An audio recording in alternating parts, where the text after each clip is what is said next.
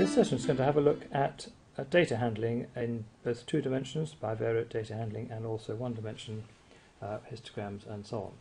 We'll also have a look at some probability distributions. So let's get out of this one and go to the 2D page.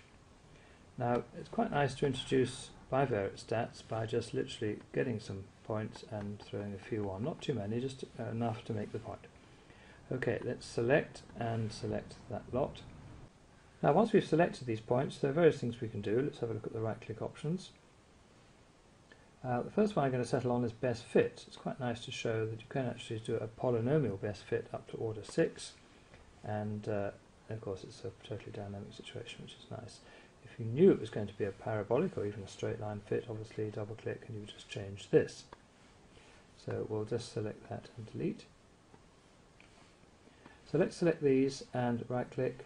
This time I want to do a regression line.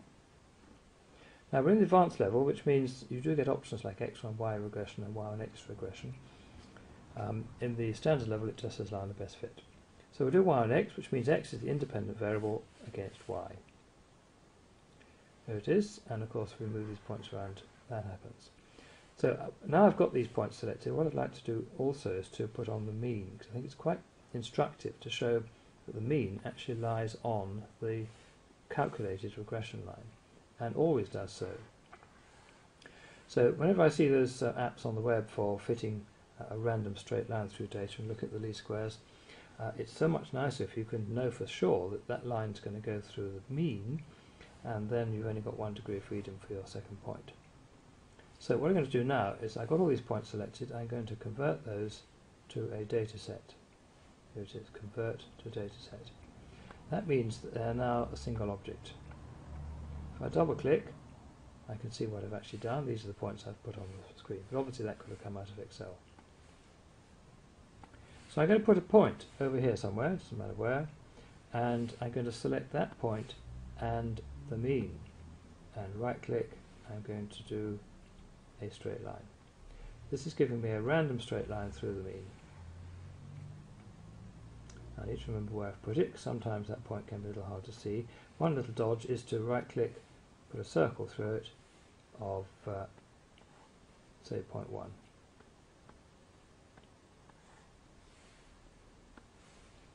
Then I can see it more easily. Okay, now what I want to do, I want to hide this because I don't want to see what the answer is, so I'm going to hide the object. So now I'm going to select the data and this random line. Now that I've got a line and some data selected, I get the residuals option. Now y on x residual is the one we want, because we want x to be the independent variable. So again, get the pen out and look at this. What we actually mean is that all these differences between the actual data and the measured data is going to be in some cases positive, in some cases negative.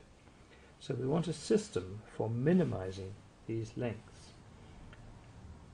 Now the last time we did this with standard deviation, we took the square root of the differences between the means and the values, and that's what we're going to do here. To get rid of the fact that some are plus and some are minus, we're going to square each. So we put a square on each one, and then we're going to minimize those. Okay, so let's, now we've got the idea of it, edit, select all scribbles, and delete. Okay, so I'm going to select that, and this, and right click, I'm going to do y on x residuals. And I'm going to draw lines to start with, because I think that's quite instructive to show that these are the things we're trying to minimize.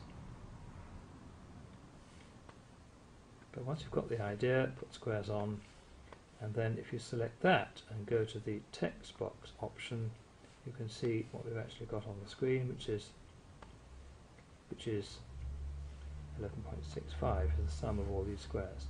So I can move this around and try and get that smaller. 10, 9, 8, 7, 6, 5, 4, 3, 2, 1, 1.9, 1.8, round about there. And once you've got that idea, let's just see what we've got, unhide all, and see how close we were. Not bad. So then you want to obviously deal with some real data. So let's go to the data set, which comes off our website as well. And let's look at weights of babies. It's quite a good data set, this, because it's about 1,100 babies from Stanford University in the States.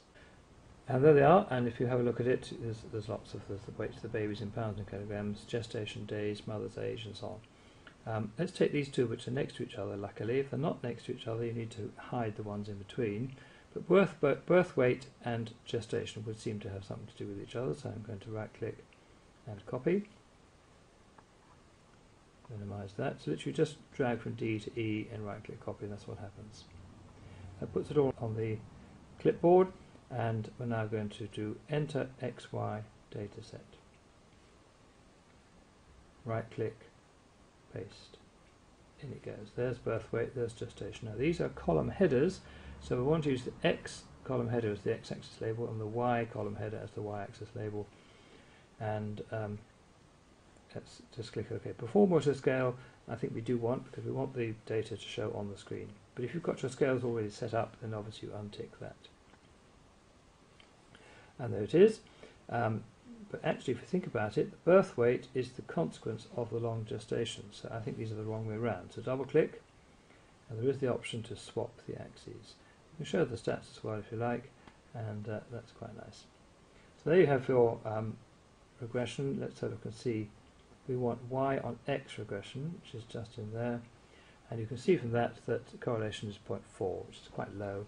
If you transfer that to the results box, let's see what the results box is. Now, it lives over here, but if it's not there, you just view results box. And there it comes. So you've got different settings for the results box. You can either have it going, see this little pin? If the pin goes this way, it sort of interrupts. But if your pin goes this way, it floats on top of. That's probably the best one to have. Obviously, this is just text. You can drag it out, and you can just drag this and copy it and paste it into Word or wherever you like to put it.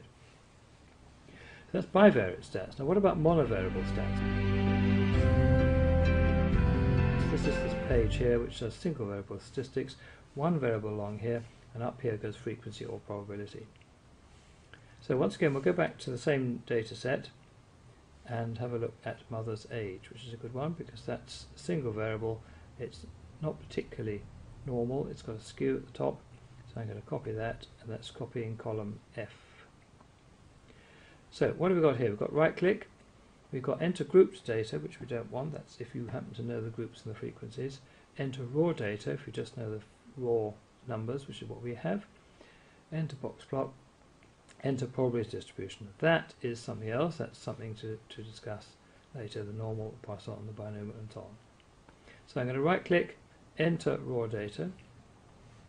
Now this is where you can either paste it in, as we're doing now, there it all goes, or you can actually select one of these distributions and generate data from them, but we'll do that in a moment. Tick tick, so I want the column headers to do work for me. It's quite interesting to sort by X, just to see what we've got. So you can see we've got some young mums here, and at the other end you've got some older mums, and up to age 45 in this particular sample. Click OK. Now, unlike the scatter diagram, the frequency page doesn't draw anything because it doesn't know what to do yet, because there are several options. You've just got a bucket full of numbers. So the best thing to do is to draw a dot plot, because that just throws them up in the spacing of 1 by default, but you can change all of that. Up and down is entirely arbitrary, and we're just deciding that one little block should equal one frequency. So that will in fact measure frequency straight away. There it goes. Now what we could do is right click and say box plot, but actually isn't it better to get the pen out? All the work we've been doing with the pen in the two-dimensional environment works really well here too. So where's the median? Where is the mother who can say there are as many mothers older as there are younger? About there. Where's the mother who is in the middle of this lot? And where's the mother in the middle of this lot? So what we're doing, we're generating a box plot by discussion. And that has the desired effect, of course, of making the student think, oh, well, come on, let's see how good we are. Let's look at the results. So you've achieved your aim, which is to get them curious, to press the right click and see what the answer is. Box plot, and there it goes. Raw data or groups, it's only raw data at the moment, so that's fine. Well, we didn't do too badly on the median, and the upper quartile, but the lower quartile was a mess. Okay, so edit, select all scribbles and delete. Now if we want to draw a histogram, how do we do it? Well, right click, we need to group the data. At the moment there's nothing here about group data because it isn't grouped, it's just raw data. Don't enter a brand new group data set, that's something else. Group data, so here we go. It's offering us 0 to 50 in classes of 5, which you can change of course, but that's done some spade work, which is pretty good. Well, I'll buy that. This is where you put in unequal class widths if you want to, and certainly if you no need to work out the frequencies because that will do it all for you. Now if you want to calculate, you can calculate what the actual classes are going to be here, which is handy, and you can calculate what the actual frequencies are going to be, again that's handy. So that's a pretty good distribution, so I'm happy with that, but obviously if you wanted to change that to 10, you could do that and recalculate again. Now continuous or discrete, very important distinction. Age is a funny one because you are 30 until the moment you're 31, so it sort of behaves like discrete, but actually of course it's a continuous variable. Okay, off we go. Now nothing's happened yet because right click, all the options that require the data to be grouped are now here. So histograms, cumulative frequency, we've done those, but stem and leaf diagram, that's a mess with large data, so forget that one. Table of stats is obviously needing the data to be grouped. So let's have a look at histogram. Frequency or frequency density. There aren't many curricula around the world that do frequency density at sort of school age, but you know, those that do have to get involved in this. But for now we'll just stick to frequency and plot up. You could have it plotting down if you want to have two distributions. Draw a histogram is what we're doing. The frequency polygon sits on top of it and fill it up. Yep, let's do that. Now the red tick comes to your aid here, and let's move that up. So we've now got our histogram based on continuous variable, so 20 to 21 starts at 20. If it was discrete, it would start at 19 and a half. And you can show that quite nicely by clicking this button, which is discrete plotting, and it'll just shunt half to the left. This reading up here is the table of stats, and here it all is. Now it's quite good to sort of grab this and stick it into Excel just to show that it really does transfer very nicely. We'll go to the spreadsheet that we had open just now and open up a new page and right click, paste it in. And you can see that you've got all the information you want there, nicely in columns and all sorted out. Whenever that wakes up, it's worth exploring, seeing what it's doing. It can vary the class width dynamically, which is quite nice. So if the class width is 6, for example, this is going to get wider, so it's going to go up and down. One thing I forgot to mention on the results box, of course, I'm treating it as discrete data, and so it's going 0 to 4 and 5 to 9 and 10 to 9, 10 to 14. If we made it continuous data and did the same thing, it goes 0 to 5, 5 to 10, 10 to 15 and so on. Expecting the actual value of 5 itself to be in here, but of course that value never exists because it's a 0 width. Cumulative frequency is this one, and it just plots automatically. You can have a curve fit or a linear fit. I always think that the integral of a set of blocks like this should be a linear fit, but there we are. The convention is that a curve is drawn. It nearly always shoots off the top, so let's do the red tick to save ourselves going to find it, and there it goes. Let's select that and right click, do a cumulative frequency diagram measurement, and let's do the median. Now what this does, it puts the median at the right place here because that's easy to work out half of the total, but this is just a random point which you have to move by eye to where we want it to be. Now that's interesting because it looks as though the median as measured this way is completely different to this, and remember the median here was measured from the raw data, so I'm now going to right click, put on the box plot, but this time grouped data, and it should, look at that, perfect, go on nicely. This little button here is quite nice. This is view the stats box. This compares the raw data stats to the grouped data, because grouped data is assuming they're all at the middle point, and so it's quite an approximation. So you can see that the means are very different, standard deviations are different, and so on. If you want this picture to go into a Word document, what you could do is just cheer up the axes a bit. I think these are too close, these lines here. So let's go to the axes control, which is the spanner. And here you get a chance to alter everything. So let's go 0 to 500. I think we probably don't need that the pips here want to go in 500s, not hundreds.